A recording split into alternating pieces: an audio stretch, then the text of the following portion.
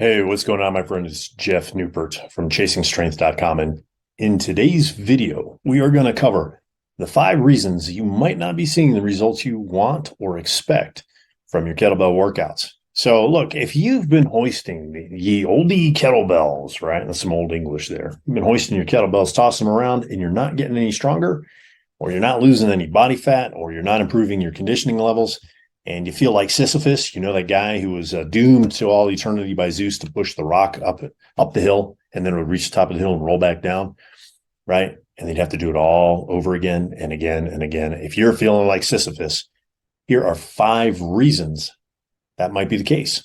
And you may want to take a closer look at these, okay? So I'm going to have these up on the screen here. So reason number 5, and we're doing this in a reverse countdown sequence, okay? Just for those of you guys who like to see what's coming ahead. All right. So number 5 is random acts of variety. Let's face it, some people just make up the workouts as they go along. Today it's swings, tomorrow it's get-ups, and then the next day it's pull-ups, and then it's running, and then it's CrossFit, and then it's mowing the lawn, and then you get the idea, right?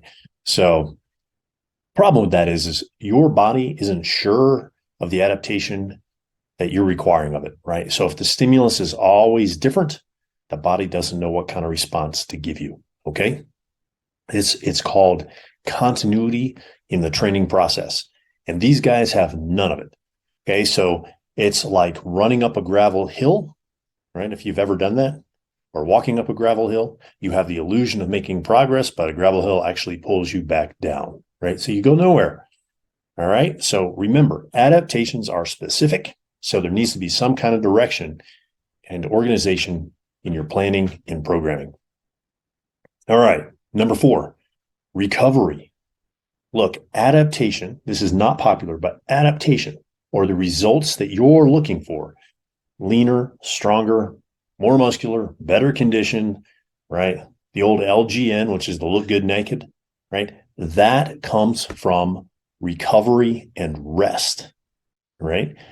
You have to be able to recover from the stimulus, right? It's the stimulus or the workouts that drive the adaptation and give you the response that you're looking for. So if you're not getting enough recovery, right, you're not going to get the adaptation you're looking for. You're not going to get stronger. You're not going to get leaner, and you're certainly not going to do it faster because, hey, that's what everybody wants these days, right? It's like every result multiplied by 10x faster, okay? At least that's what the supplement advertisements are telling me. So maybe I'm wrong. So how do you improve your recovery? Pretty simple. The bare bones, basic, easiest way to do it is get 7 to 8 hours of sleep a night. And if you have the luxury of being able to get a nap during the day, knock yourself out, right? 20, 30-minute power nap and you're good to go. So why is that important? Well, because science is crystal clear. Anything less than 7 hours, and you're basically shooting yourself in the foot. There's a myriad of, that's a pretty big word, myriad. Sounds Greek, almost like something out of the Odyssey. But anyway, I digress, right? It's for multiple reasons you're shooting yourself in the foot. And science is clear, right? It's got all these reasons listed. You can go take a look at it. One of them, for example, is it messes with your body fat. So you get less than 7 hours of sleep a night, you increase body fat. It messes with glucose metabolism and regulation, okay? So how your body processes carbohydrates. So punchline here is it doesn't metabolize them as well as it should if you get 7+ hours of sleep a night. Okay. So those are just 2 examples. All right. So what's another way to manage recovery? Well, if you saw the last video, one of the last videos, we talked about doing shorter workouts, right? Most of my clients, my private clients, and most of my customers do 30 to 45-minute workouts a week. Some of them don't have that luxury. Okay. So some of them need to use shorter workouts, 10 to 15 to 20 minutes of working out per session. And that's all they got. And that's all they need. Okay. So something is better than nothing. It's better to get 20 minutes in than 0 minutes. All right. By the way, if you're one of those people who likes to work out daily, try these shorter, like 15, 20 minutes, 25-minute workouts. You're going to find that you have more attention when you're training. You're going to have more energy when you're training, and you're going to recover a lot faster. So there's just a quick aside. Okay. All right. Number 3 is poor nutrition. Nutrition, big sigh there.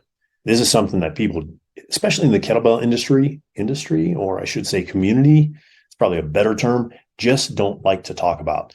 Originally, kettlebells were sold as a tool that allowed people who did not want to focus on what they put in their mouth to lose body fat and put on muscle quickly.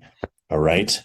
But remember, the kettlebell is just a tool. And if you want to see the results that you really desire, you've got to change the food that you put in your mouth. Okay. So if you think that you can eat potato chips, pretzels, ice cream, pizza, and beer, no matter how stressed out you feel, right? Like that, most guys, I'm thinking of one client right now, he goes for the chips and the beer, right? Because he's stressed out from work. Okay. It doesn't matter how much you swing your kettlebell, how much you clean and jerk your kettlebell. It's really hard to outlift and outwork out a poor diet. It's next to impossible.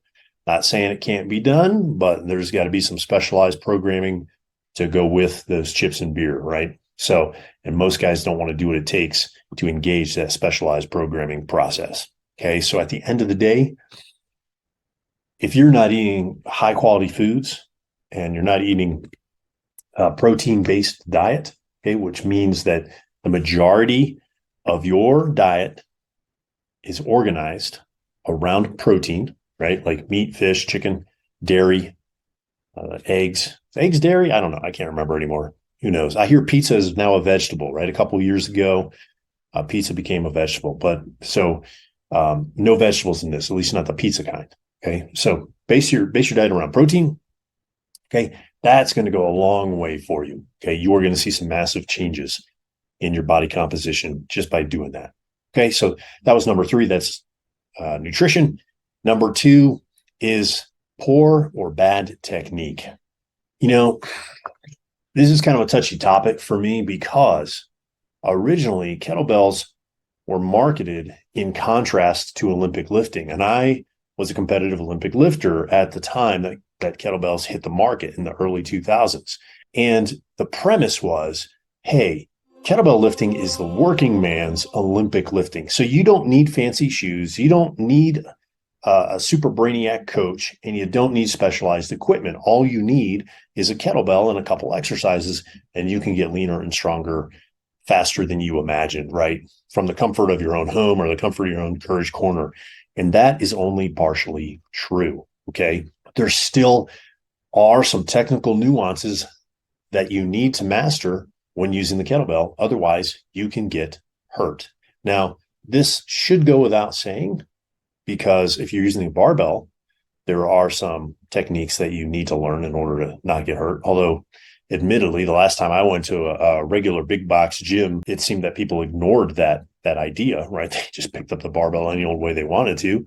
So maybe it doesn't go without saying. But the fact of the matter is, strength is a skill, just like any other skill, like playing the piano or becoming a master carpenter or something along those lines. You need to use the right techniques at the right time and practice only those right techniques. Okay. Right. So if you don't, you can expect injury. And there's a term my dad used to use that just almost came out, but it might offend some people. Let's just say you will have poor performance. Okay.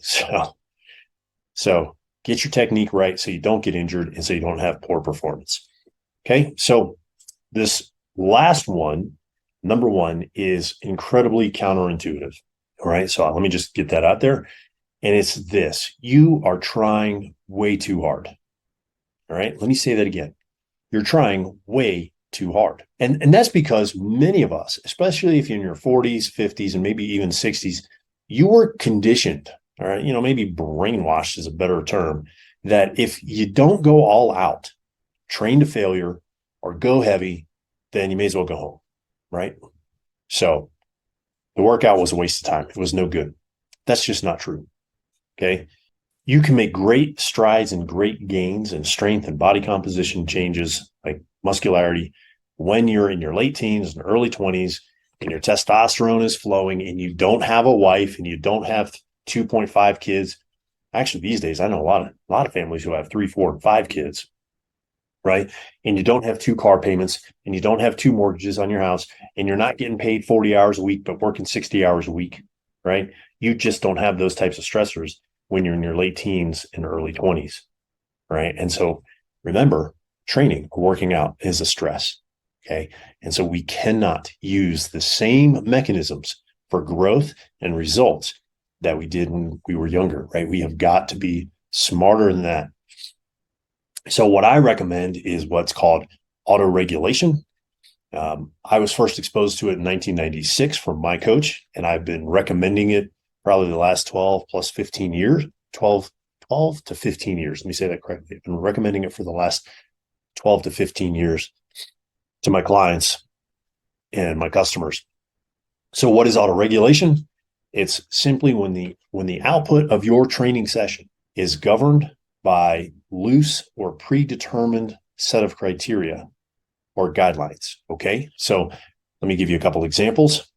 My first and favorite one is called bar speed. That's what I learned from my coach roughly 1996. Today they call it velocity-based training.